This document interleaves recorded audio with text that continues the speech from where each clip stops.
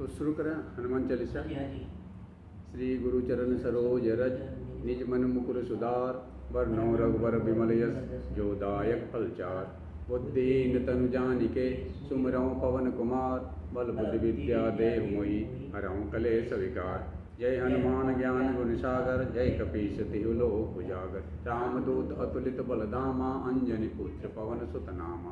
महावीर विक्रम बजरंगी कुमति निवार सुमति के संगी। कंचन वरन विराज सुवेशा कानन कुंडल कुंचित केसा। हाथ वज्र और ध्वजा विराजे कांजे मूंज जनेऊ साजे।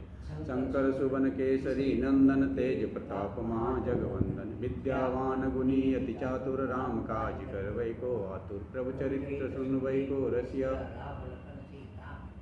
सूक्ष्म रूप धरि सिंह दिखावा विकट रूप धरि लंक जरावा। भीम रूप धरि असुर संहारे रामचंद्र के काज समारे। लाए सजीवन लखन जिलावे श्री रघुवीर हरष उर लाए। रघुपति किन्नी बहुत बड़ाई तुम मम प्रिय भरतहि संभाई। सहस वदन तुमरे जस गावा अस कहि श्रीपति कंठ लगावा।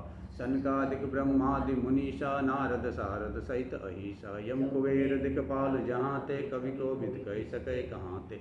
तुम उपकार सुग्रीव किन्ना राम मिलाए राजपद दिन्ना। तुमरे मंत्र विभीषण माना लंकेश्वर भय सब जग जाना। जुग सहस्त्र जो जन पर भानु मधुर फल जानो। प्रभु मुद्रिका मेल मुख माही जल दिलांग गए अचरज नाही। दुर्गम काज जगत के जेते सुगम अनुग्रह तुमरे तेते। राम दुआरे तुम रखवारे हो तन आज्ञा बिन पैसारे। सब सुख लहे तुम्हारी शरणा तुम रक्षक काहू को डरना। आपन तेज समालो आपे तीनों लोक हाँकते कांपे। भूत पिशाच निकट नहीं आवे महावीर जब नाम सुनावे। नासै रोग हरै सब पीरा जपत निरंतर हनुमत वीरा। संकट से हनुमान छुड़ावे मन क्रम वचन ध्यान जो लावे।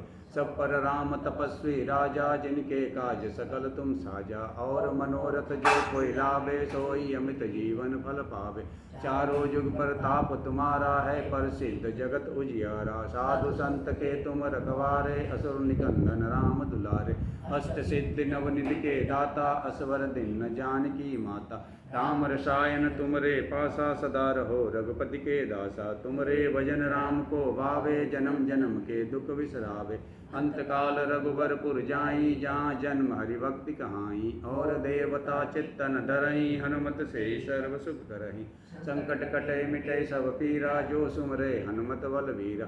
जय जय जय हनुमान गोसाई कृपा करो गुरुदेव की नाई। जो सतवार पाठ कर सोई छूटई बंदी महासुख होई। जो यह पढ़े हनुमान चालीसा होय सिद्ध साखी गौरीशा। तुलसीदास सदा हरिचेरा की जो नाथ हृदय मह डेरा। पवन तनय संकट हरन मंगल मूर्ति रूप। राम लखन सीता सहित हृदय वशौ सुरभूप। सियापति रामचंद्र की जय पवन सुत हनुमान की जय। ओम ओम सहना भवतु सहनौ भुनक्तु सह वीर्यं करवावहि। तेजस्विनावधीतमस्तु मा विद्विषावहै। ओम शांति शांति शांति। परमपिता परमात्मा की असीम शक्ति को नमन करते हुए उसी परमपिता परमात्मा के विभूति स्वरूपा माँ सरस्वती के चरण कमलों में नमन करते हुए और उसी परमपिता परमात्मा के कृपा पात्र आप सभी जो इस सभागार में उपस्थित हैं, आप सभी को बहुत बहुत नमन वंदन और अभिनंदन। आप सभी को कृष्ण जन्माष्टमी के शुभ अवसर पर बहुत बहुत बधाइयाँ। भगवान कृष्ण आप सभी के जीवन में सुख समृद्धि स्वास्थ्य वर्धन करें। आप सभी खुश रहें, शांत रहें, सुखी रहें, यही प्रभु से अपेक्षा है। तो पिछले सप्ताह हमने श्रीमद् भगवद गीता अध्याय 2 का 69 नंबर वर्ष तक कर लिए थे और 62 से शुरू किया था हमने पिछले सप्ताह। 62 से शुरू करके 69 7 श्लोक हमने किया था। उसमें 62, 63 लैडर ऑफ फॉल है, पतन की सीढ़ी है, वो हमने बात किया था। 64, 65 लैडर ऑफ राइज है, उत्थान की सीढ़ी है। फिर 66 नंबर में जो बुद्धि से युक्त नहीं होता है उसके बारे में भगवान जी ने बताया। इसको हम रिकैप्चुरेट करते हैं अभी थोड़ा सा, फिर हम ये 3 श्लोक जो बचा हुआ है अध्याय 2 का, 70, 71 और 72, 70, 71 एंड 72, 3 श्लोक बचे हुए हैं अध्याय 2 में। तो इसको थोड़ा सा पीछे से लेके आते हैं, जो हमने पिछले सप्ताह किया उसको थोड़ा सा रिकैप्चर करते हैं, जो नहीं थे पिछले सप्ताह उसके लिए। तो भगवान जी अभी तक स्थित प्रज्ञ पे बात कर रहे हैं। अर्जुन का जो प्रश्न था, स्थित प्रगस्य का भाषा समाधियस्त केशव स्थिति किम प्रवासेत किम आसित व्रजेत किम, उस पर भगवान जी अपना उदाहरण के साथ अर्जुन को समझाने की कोशिश कर रहे हैं कि स्थित प्रज्ञ किसको कहते हैं, स्थित प्रज्ञ के क्या लक्षण हैं, स्थित प्रज्ञ कैसे चलता है, कैसे बोलता है, कैसे बैठता है। और इसी क्रम में भगवान जी 62 नंबर श्लोक पे आकर के बोलते हैं कि पतन की जो सीढ़ी है, आध्यात्मिक पतन की सीढ़ी, ध्यायते विषयान पुंस संगतेषु उपजायते संगात संजायते काम कामात क्रोध अभिजायते क्रोधात भवति सम्मोह सम्मोहात स्मृति विभ्रम स्मृति भंसात बुद्धिनाश बुद्धिनाशात प्रणश्यति। ये 62 और 63 नंबर का वर्ष है। और इसका हिंदी में अर्थ क्या हुआ कि पतन आदमी का कैसे होता है। तो उसकी शुरुआत जो होता है, आदमी के मन में किसी चीज़ के लिए विचार जब उत्पन्न होता है तो वहाँ से शुरू होता है। ध्यायते विषयान पुंस, पुंस मतलब आदमी, विषयान मतलब विषय में, ध्यायते मतलब विचार या तो ध्यान उत्पन्न होना। सबसे पहला चीज़ हमारे अंदर क्या होता है, किसी चीज़ या किसी वस्तु या किसी व्यक्ति के प्रति विचार उत्पन्न होता है, ध्यान उस पर जाता है, उसको हम विचार बोलते हैं, थॉट बोलते हैं उसको। तो सबसे पहला जो स्टेप है वो थॉट है, किसी व्यक्ति के लिए या तो किसी चीज़ के लिए। ध्यायते विषयान पुंस संग तेसु उपजायते, और जब आप के मन में किसी चीज़ के लिए विचार उत्पन्न हुआ तो उससे क्या हो गया, आपका जुड़ाव हो गया, आसक्ति हो गया, अटैचमेंट हो गया। ध्यायते विषयान पुंस विचार, संग तेसु उपजायते, उस विचार के साथ संग आसक्ति जुड़ाव, उस विचार पे आप जुड़ने लगे, उस विचार को बार बार आपके दिमाग में आने लगा, जो भी चीज़ है, जो भी वस्तु है, जो भी व्यक्ति है उसके लिए। अभी मैं जस्ट समराइज कर रहा हूँ, उस दिन हमने करीब आधा घंटा इस पर विश्लेषण किया था, इसको रिकैप्चर कर रहा हूँ। और जब आपका मन, हमारा मन किसी वस्तु या व्यक्ति के साथ जुड़ जाता है, आसक्त हो जाता है, तो फिर क्या होता है, तो संग से काम की उत्पत्ति होती है, यानी डिजायर उत्पन्न होता है। सबसे पहले थॉट के साथ जुड़ाव जब हो जाता है तो आसक्त काम उत्पन्न हो जाता है, यानी कि डिजायर उत्पन्न हो जाता है। तो स्टेप्स कैसा हुआ, थॉट के साथ आसक्ति यानी कि जुड़ना, और उसके बाद डिजायर उत्पन्न। डिजायर आपका पूरा होगा अथवा डिजायर आपका पूरा नहीं होगा, तो कैसे होगा, इच्छा आपकी पूरी होगी या तो इच्छा पूरी नहीं होगी। इच्छा अगर पूरी नहीं हुई तो आपके मन में क्या आएगा, द्वेष आएगा, आपका मन एजिटेटेड होगा, दुखी हो जाएगा, और आपका मन में क्रोध उत्पन्न होगा। ये 3 चीज़ें होंगी। अगर कोई भी इच्छा पूरी नहीं हुआ किसी व्यक्ति का, तो सबसे पहले क्या होगा, द्वेष होगा। दूसरा क्या होगा, मन एजिटेटेड हो जाएगा, दुखी हो जाएगा। और तीसरा क्या होगा, मन में गुस्सा उत्पन्न होगा। कामात क्रोध अभिजायते, अगर वो इच्छा पूरा नहीं हुआ तो क्या होगा, उससे क्रोध उत्पन्न होगा। अगर वो इच्छा पूरा हो गया तो क्या होगा, मैंने उस दिन डिटेल में बात किया था, अभी मैं जस्ट समराइज कर रहा हूँ। अगर वो इच्छा पूरा हो गया, जो चीज़ की आपकी इच्छा थी, जिस चीज़ से आपका जुड़ाव था, जो चीज़ आप बार बार सोच रहे थे, जो चीज़ का विचार आप कर रहे थे, अगर वो इच्छा पूरी हो गई तो क्या होगा, सबसे पहला लोभ होगा, ग्रीड, उससे आगे तुरंत मन चला जाएगा। पहला स्टेप ग्रीड होगा, यानी कि लोभ होगा। दूसरा क्या होगा, अगर आप किसी से कंपेयर कर रहे हैं अपने इच्छा प्राप्ति को और उससे आपको ज़्यादा प्राप्त हुआ, तो आपको अहंकार आ जाएगा, ईगो, कि मैं तो बड़ा हो गया। दूसरा चीज़, तीसरा, अगर आप किसी से कंपेयर कर रहे हैं और उससे कम आपको मिला तो क्या होगा? ईर्ष्या होगा, उससे जेलसी फील होगा उससे। और लास्ट में अहंकार हो गया, उसके बाद ईर्ष्या हो गया, उसके बाद हाँ, और जब आपको वो चीज़ मिल गया तो वो खोने का भय होगा आपको, फियर टू लूज इट। तो 4 चीज़ होगा आपके मन में। पहला अहंकार, दूसरा ईर्ष्या, तीसरा ग्रीड यानी लोभ, और चौथा भय। इसमें भय इधर से लीजिए और क्रोध इधर से लीजिए। क्रोधात भवति सम्मोह। क्रोध और भय मिला करके क्या हो जाता है? सम्मोहन हो जाता है, मोह उत्पन्न हो जाता है, डिल्यूजन, इल्यूजन जिसको हम बोलते हैं। मोहात स्मृति विभ्रम। और जब मोह हो जाता है तो क्या हो जाता है? हमारा जो रिमेम्बरेंस है, स्मृति जिसको बोलते हैं, वो विभ्रम हो जाता है, डाउन हो जाता है। फिर हम भूलना शुरू करते हैं, विस्मृति आने लगती है हमारे जीवन में। स्मृति भंसात बुद्धि नाशः। और जहाँ पे स्मृति ही नहीं रहती वहाँ पे इंटेलेक्ट काम करना बंद कर देता है। और इंटेलेक्ट जब काम करना बंद कर देता है तो इमोशन हावी हो जाता है। मैंने शुरू से, जब से ये शुरू किया हूँ तब से 2 चीज़ पे ही फोकस हो रहे, एक इंटेलेक्ट पे, एक इमोशन पे, मन और बुद्धि। श्रीमद् भगवद गीता 18 अध्याय तक, 700 श्लोक तक इसी 2 पे फोकस करते रहेंगे। शरीर पे कभी फोकस नहीं करेंगे, धन पे कभी फोकस नहीं करेंगे, मन और बुद्धि, और उससे ऊपर। तो जब बोल रहे हैं कि बुद्धि नाश हो जाएगी आपकी, आपका बुद्धि काम करना बंद कर देगा, इमोशन जब हावी हो जाएगा, इच्छा जब प्रबल हो जाएगी, मन उसके अधीन हो जाएगा, तो बुद्धि नाशात प्रणश्यति।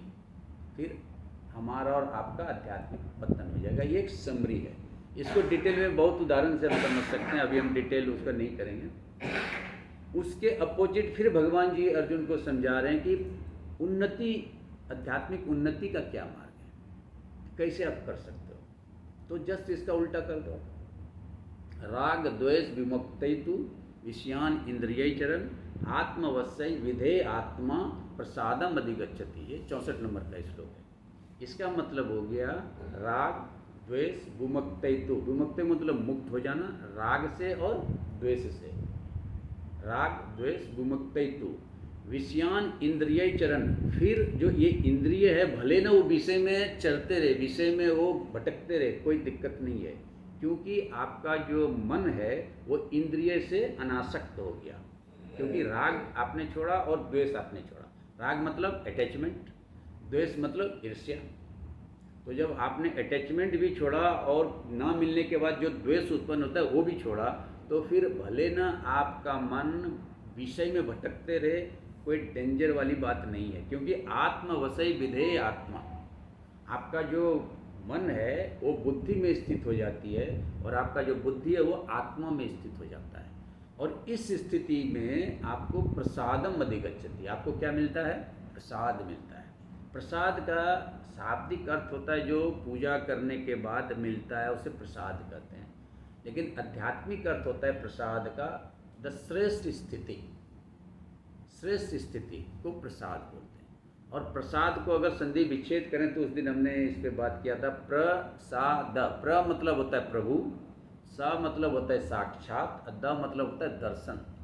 जिस स्थिति में आपको प्रभु के साक्षात दर्शन हो जाए वो प्रसाद की स्थिति है। और उसके आगे भगवान जी ने बोला कि प्रसादे सर्व दुखाना। जब आप प्रसाद की स्थिति में आ जाते हो, जब आपको प्रसाद मिल जाता है, जब आपको प्रभु के साक्षात दर्शन हो जाते हैं, जब आप श्रेष्ठ स्थिति को प्राप्त कर लेते हैं, तो सर्व दुखाना, सभी दुखों का हानि यस्य उपजायते, उसको सारे दुख की हानि हो जाती है, यानी सारे दुख समाप्त हो जाते हैं। और प्रसन्न चित्त से ही आंसू, और तुरंत आपका मन प्रसन्न चित्त हो जाता है। बुद्धि परिअवतिष्ठित है, और बुद्धि क्या हो जाता है? अगेन आत्मा में स्थित हो जाती है। ये हो गया उत्थान की सीढ़ी। वहाँ पे था पतन की सीढ़ी, यहाँ पे था उत्थान की सीढ़ी। पतन की सीढ़ी में क्या हो रहा था? अटैचमेंट हो रहा था, डिजायर प्रिवेल्ड कर रहा था, और बुद्धि नीचे जा रही थी। यहाँ पे क्या हो रहा है? राग से भी मुक्ति हो रही है, द्वेष से भी मुक्ति हो रही है, बुद्धि स्थित हो रही है, मन आत्मा में जाके स्थित हो रहा है, आपको प्रसाद की स्थिति मिल रही है, और इसे बोलते हैं उत्थान की सीढ़ी। तो 2 श्लोक में बोला पतन की सीढ़ी, भगवान जी ने समझाया, और 2 श्लोक में उत्थान की सीढ़ी बोला। और फिर से 66 नंबर में बोल दिया ना अस्ति बुद्धि अयुक्तस्य। भगवान जी फ्लिप फ्लॉप कर रहे हैं ताकि अर्जुन को पूरा 360 डिग्री व्यू दे रहे हैं। ये करेगा तो ये होगा, नहीं करेगा तो क्या होगा। ऐसा नहीं कि सीधा सीधा बता रहे हैं, एक ही डायरेक्शन में जा रहे हैं, अच्छा ही चीज़ बता रहे हैं, सिर्फ खराब चीज़ बता रहे हैं, नहीं। भगवान जी एक श्लोक में अगर उसका पॉजिटिव दिखाते हैं तो दूसरे श्लोक में उसको निगेटिव दिखाते हैं। तो 66 में बोल रहे हैं कि ना अस्ति बुद्धि अयुक्तस्य, जिसकी बुद्धि युक्त नहीं है। ना मतलब नहीं, अस्ति मतलब है, बुद्धि मतलब बुद्धि, अयुक्त मतलब युक्त नहीं है भगवान से, यानी श्रेष्ठ अवस्था में जिसकी बुद्धि नहीं है। अगर श्रेष्ठ अवस्था में है तो आप प्रसाद की स्थिति पाते हो, अगर नहीं है, ना अस्ति बुद्धि अयुक्तस्य ना अभाव, ना अस्ति अभाव्यता, और जिसकी भावना भी युक्त नहीं है। तो जब आपकी भावना यानी इमोशन, बुद्धि मतलब इंटेलेक्ट, दोनों जब आपका श्रेष्ठ नहीं है तो क्या होगा, अभाव्यतो कुतो शांति ही। फिर शांति कहाँ से मिलेगा आपको, अशांतस्य कुतो सुखम, और जब शांति ही नहीं मिली तो सुख कहाँ से मिलेगा। और इस पर हमने बहुत सारी बातें की थी, सुख और शांति में क्या फ़र्क है, इसको फिर से हम रिपीट नहीं करेंगे। तो ये हो गया 66 नंबर का श्लोक। और जब आपकी बुद्धि अस्थिर नहीं होगा तो 67 नंबर श्लोक में क्या बोल रहे हैं, इंद्रियानाम ही चरताम यत मनः अनुविधीयते ततः हर्तिम प्राज्ञा वायु नावम अम्बसी। यहाँ पे भगवान जी ने फिर से बोल रहा है कि अगर आपकी बुद्धि युक्त नहीं है, आपकी बुद्धि अस्थिर नहीं है, आपकी बुद्धि प्रज्ञ नहीं है, आपकी बुद्धि भगवान से जुड़ा हुआ नहीं है, आपकी बुद्धि आत्मा से जुड़ा नहीं, तो क्या होगा, वो भगवान जी बता रहे हैं कि इंद्रियानाम ही चरताम यत मन जिसका, मन मतलब मन, चरताम मतलब विचरण करते रहता है, इंद्रियानाम ही इंद्रियों में ही, इंद्रियानाम ही चरताम यत मन अनुविधीयते, जिस व्यक्ति का मन इंद्रिय में ही विचरण करते रहता है, तत् हरति प्राज्ञा, प्राज्ञा मतलब बुद्धि, हरता मतलब हर लेता है, तत् मतलब उसका, यानी कि वो इंद्रिय जो है उसकी बुद्धि को हर लेता है। और उदाहरण भगवान जी क्या दे रहे हैं, वायु नावम इव अम्बसी। वायु मतलब जिस तरह से हवा, नावम मतलब नाव को, अम्बसी मतलब पानी में, नाव को जिस तरह से पानी में हवा उसके दिशा और दशा को बदल देता है, अगर नाविक सही ना हो, अगर उसका मशीन ठीक से काम ना करे, अगर उसका डायरेक्शन देने वाला सही ना हो, अगर डायरेक्शन बताने वाला सही नहीं हो, तो हवा जो है नाव की दिशा और दशा बदल देती है। उसी तरह से अगर हमारे इंद्रिय को, हमारे मन को, हमारे बुद्धि को सही दिशा देने वाला कोई ना हो, अभी इसको कंपेयर थोड़ा सा करें, मैं उस दिन बहुत बात किया था इस पर।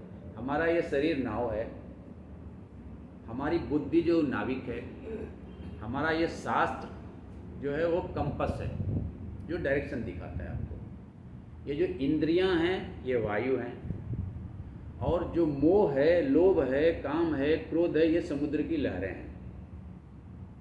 तो जिस तरह से लहर तेज हो जाए, जिस तरह से वायु तेज हो जाए और आपके पास कंपास नहीं है, तो नाव की स्थिति क्या हो जाएगी, वो कहाँ चला जाएगा पता नहीं चलेगा आपको। उसी तरह से हमारा ये शरीर रूपी नाव अगर बुद्धि रूपी नाविक के द्वारा कंट्रोल ना हो, अगर हमारे पास शास्त्र रूपी कंपास ना हो ज़िंदगी जीने के लिए, किस डायरेक्शन में हमको जाने का है, अगर हमारे जीवन में इंद्रिय भोग विलास की सारी वस्तुएं ही हमारे जीवन में हो और मैं उसको महत्व दूं, तो फिर हमारा जीवन कहाँ पे जाएगा, किस डायरेक्शन में जाएगा, हमको पता नहीं।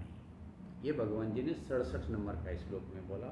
और 68 नंबर का श्लोक में बोला तस्मात्, उन्होंने कंक्लूड किया 68 नंबर का श्लोक में, तस्मात् इसलिए सारे इंद्रिय को, सारे कामनाओं को आप क्या करो, निगृहीतानि, निग्रह करो, यानी कि रेस्ट्रेन करो, उस पर संयमन करो उसको। सारे इंद्रिय को और इंद्रिय विषय भोग विलास की वस्तु के ऊपर क्या करो, निग्रह करो। निग्रह मतलब सम और दम, इसको निग्रह बोलते हैं, जिसको रेस्ट्रेंट बोलते हैं। मतलब उस पर शुरू से ही लगाम लगा के रखो, सर्वस सारे कामनाओं पे। ऐसा नहीं कि संसारिक पे हमने लगाया और आध्यात्मिक पे नहीं लगाया, आध्यात्मिक पे लगाया संसारिक पे नहीं लगाया। नहीं, मैंने शुरू में ही बोला था, आध्यात्मिक बंधन अगर बंधन है, सॉरी, संसारिक बंधन अगर बंधन है तो आध्यात्मिक बंधन भी बंधन है। गीता जी बोलती है कि हमारा उद्देश्य मोक्ष पाना है, किसी में बंधना नहीं है, चाहे वो प्रभु ही क्यों ना हो। प्रभु में भी नहीं बंधना है, अध्यात्म में भी नहीं बंधना है, संसार में भी बंधना। हमारा उद्देश्य क्या है, हमारे जीवन का उद्देश्य क्या है? To get rid of birth. एक स्टूडेंट का उद्देश्य क्या होता है? To get rid of study. यही विद्यार्थी का, एक पेशेंट का उद्देश्य क्या होता है? To get rid of disease. बीमारी से निकलना बाहर ही बीमार का उद्देश्य होता है, पढ़ाई से मुक्त होना ही स्टूडेंट का उद्देश्य होता है। उसी तरह से हमारे और आपके जीवन का उद्देश्य ही है इस जीवन से मुक्ति पाना। हमको फिर से जन्म लेना, फिर से मरना, इस चक्र से बाहर निकलना ही हमारा उद्देश्य है, ना कि अध्यात्म में जाकर अटकना, ना तो संसार में जाकर अटकना। और इस पर एक कहानी है, मैं बाद में बताऊंगा। तो 68 नंबर में भगवान जी ने कंक्लूड किया, और अभी 59 नंबर का श्लोक भी हमने उस दिन कर लिया था। या निशा सर्वभूतानि तस्याम जागृति संयमी, यस्याम जागृति भूतानि सा निशा पश्यतो मुनि। यहाँ पे स्थित प्रज्ञ व्यक्ति, जिसकी बुद्धि स्थित है और जिसकी बुद्धि स्थित नहीं है, उस दोनों में थोड़ा कंपेयर हुआ in terms of their thought process, in terms of their action. क्या बोलता है कि जो हमारे और आपके लिए रात है, वो संयमी आदमी के लिए दिन है। भगवान जी बोल रहे हैं या निशा, या मतलब जो, निशा मतलब रात, सर्वभूतानाम हम सभी जीवों के लिए जो रात है, तस्याम उसमें, जागृति मतलब जागता है, संयमी मतलब जो संयमी है, जो स्थित प्रज्ञ है। यस्याम जागृति भूतानि, और जब दिन में हम सभी जीव जागते हैं, सा निशा पश्यति मुनि, जो मुनि है वो उसे रात की तरह देखता है। ये समझ में बहुत को आता है, बहुत को ये कंट्राडिक्टरी लगता है, ऐसा क्या बात कर दिया भगवान जी ने। लेकिन भगवान जी यहाँ पे कोई शाब्दिक अर्थ नहीं बता रहे हैं रात और दिन का। अभी रात को मोह आप समझ लो, रात को इल्यूजन डिल्यूजन समझ लो, रात को अज्ञान समझ लो, रात को शरीर समझ लो, दिन को आप ज्ञान समझो, दिन को आप आत्मा समझो, दिन को आप प्रकाश समझो, रात को आप अंधकार समझो।